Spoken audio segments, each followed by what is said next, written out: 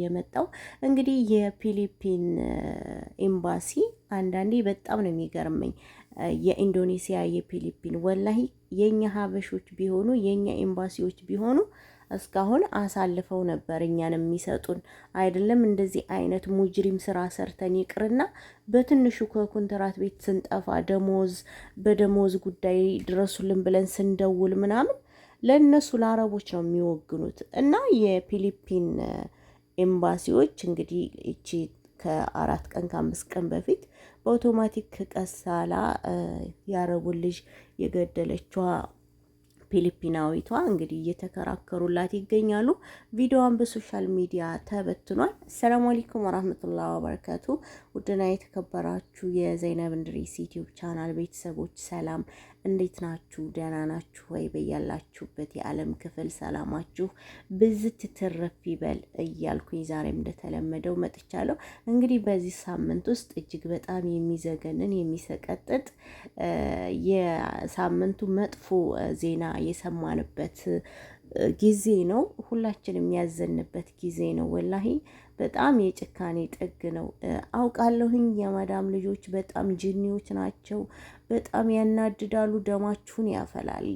ግን በዚህ ልክ ጭካኔ፣ በዚህ ልክ አውቶማቲክ የልብስ ማሽን ውስጥ ጨምሮ ህይወትን ማሳለፍ እኔ እንጃ። ምንም ብንናደድ ያንን በደላችንን ያንን ጥፋታችንን እኮ አይመልስልንም። ግን አንዳንዴ ሰይጣን አለ፣ ስንናደድ ምን የምናደርገውን የማናቅ ሰዎች አለን ማለት ነው። እና ያው ይቺ ሴት እንግዲህ ያው በህግ ጠለላ ስር ትገኛለች። ኤምባሲውም እየተከራከረላት ይገኛል። አሁን ላይ ቪዲዮቿ በሶሻል ሚዲያ ተበትነዋል። በአረቦች እንዲሁም በፊሊፒኒ፣ ኢንዶኔሲያ ምናምን ቲክቶክ ምናምን ብትገቡ እንዳለ የእሷ ቪዲዮች ነው እየተንሸራሸረ ያለው።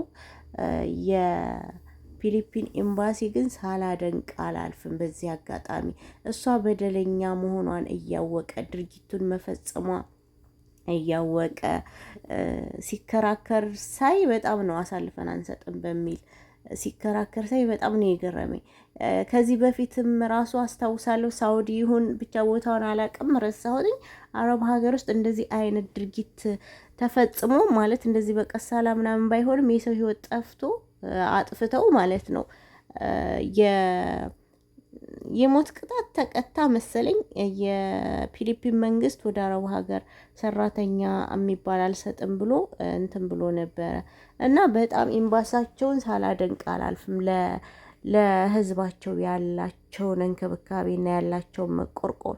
ይሄኔ የኛ ኤምባሲማ ቢሆን ኖሮ አብሮ ከአረቦች ጋር ሲያሽቃብጥ ከአረቦች ጋር ሲዶልት ነበር የሚገኘው። አይደለም እንደዚህ አይነት ከባድ ነገር ተፈጽሞ ይቅርና ለትንሽ ነገር እንኳን ወላሂ ከኛ ጎና የቆሙም የኛ ኤምባሲዎች ማለት ነው። እና ኤምባሲዎቻቸው የነሱ የኢንዶኔሲያዎች ምናምን በጣም ጠንካሮች ናቸው። ሲጀመር ከኛ ከሀበሾች ውጪ የሌሎች ኤምባሲ ለህዝቦቻቸው ነው የሚያገለግሉት ማለት ነው። እሷ ጥፋተኛ መሆኗን እያወቁ እሷ የሰው ህይወት ማጥፋቷን እያወቁ ሀታ በራሳቸው ህግ ሀገራቸው ላይ እንድትቀጣ ሁላ ነው የሚፈልጉት። እንግዲህ አንድ ወንጀል በተሰራበት ቦታ ነው ሊቀጣ የሚችለው ያ ሰው። እነሱ ግን እንደዛ አይፈልጉም። እና በጣም ነው የሚገርመው።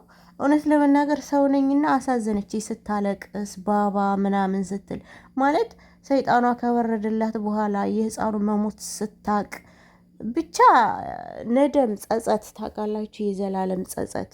እኔ እኮ በትንሽ ነገር ይሆናል የተጣሉት፣ ግን አንዳንዴ የሰው ልጅ ሲናደድ የሚያደርገውን አያውቅምና በዛ ቪዲዮ ላይ ብዙ እህቶቼ ኮሜንት ጽፋችሁልኛል። 5 ዓመት 6 ዓመት 4 ዓመት ልጅ ይዤ ነው የምሰራው፣ ልጅ ነው የምንከባከበው፣ በጣም እየተፈታተኑኝ ነው፣ ዱአ አድርጉልን ምናምን ያላችሁ እህቶች አላችሁ። አላህ ይጠብቃችሁ እህቶቼ።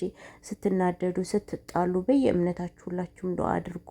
ሙስሊሞችም ወዱ እያደረጋችሁ ረካዓቴን እየሰገዳችሁ የሆነ በቃ አስታፍርላ እያላችሁ የተለያዩ ዚክሮችን እያላችሁ ሸይጣንን ንደትን ከራሳችሁ ላይ አብሩ። ምክንያቱም በንደት የሆነ ነገር ብታደርጉ እማትማሩበት ሀገር ነው ያላችሁት። ምንም አይነት ርህራሄ የሌለበት ህጉ እንዲፈጸም መፈጸም አለበት። በቃ ህጋቸው ነው። ስለዚህ የመጣንበትን አላማ መዘናጋት የለብንም። ራሳችንን መጠበቅ አለብን።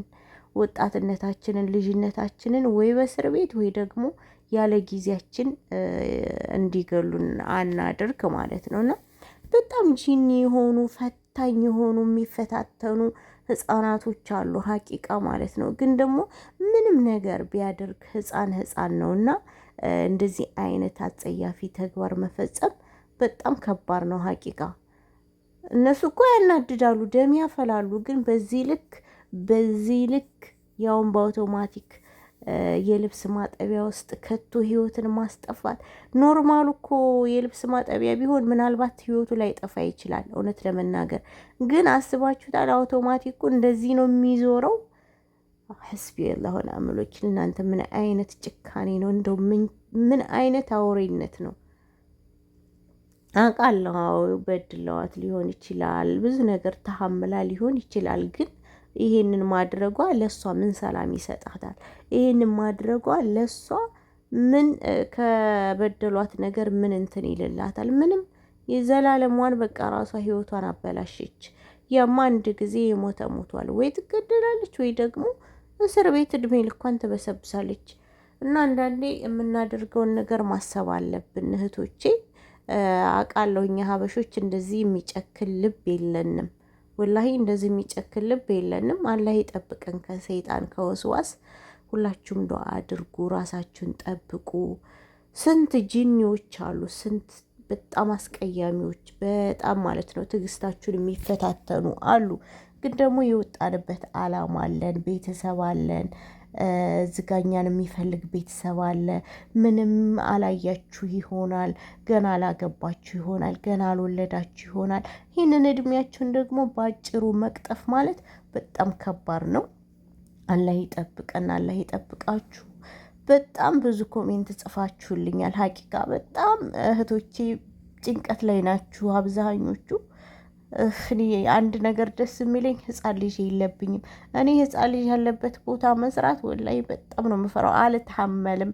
ሲያለቅሱ ሳይ ራሱ የሆነ ጭንቅ ነው የሚለኝ እና እስካሁን እኔ አልሐምዱሊላህ ህፃን ልጅ ያለበት ቤት ምናምን ሰርቼ አላቅም። ህፃን ልጅ የምትይዙ ህፃን ልጅ ያለበት ቤት ያላችሁ አላህ ትዕግስቱን ይስጣችሁ፣ ሶብሩን ይስጣችሁ። ራሳችሁን ጠብቁ እህቶቼ። የሆነ ነገር ቢፈጠር የሚቆምልን እንኳን የለም፣ ደህና ኤምባሲ እንኳን የለንም እና ማሰብ አለባችሁ ብዬ አስባለሁኝ። አንዳንድ ደግሞ ጨካኝ አረመኔ ኮሜንት ላይ አይቼ እሰይ ደግ አደረገቻችሁ፣ አናደዋት ነው፣ አቃጥሏት ነው ምናምን የሚሉ አይቻለሁ። ምንም ቢያቃጥሏት ምንም ቢያናድዷት ህፃኑ ልጅ ላይ እንደዚህ አይነት ድርጊት መፈጸም አልነበረባትም። እውነት ለመናገር ጥላ መውጣት እያለ ሴትዮዋ ጋር መጋፈጥ እያለ ደውላ ኤምባሲ መሄድ እያለ ብዙ ነገር እኮ አለ። የእነሱ ኤምባሲዎች ደግሞ ጎበዞች ናቸው። ብትሄድ ደሞዝም ካልሰጧት ደሞዟን ያሰጧታል። ብዙ ነገር አለ። እንግዲህ እሷ ይሄ መፍትሄ ይሆናል ብላ ይሄን አደረገች። ዛሬ ግን ባባ ብትል ማማ ብትል ማፊ ፋይዳ ማይንፋ አሐድ። ያሬት ባላረኩት ኑሮ ነዳማና ጸጸት ብቻ ነው።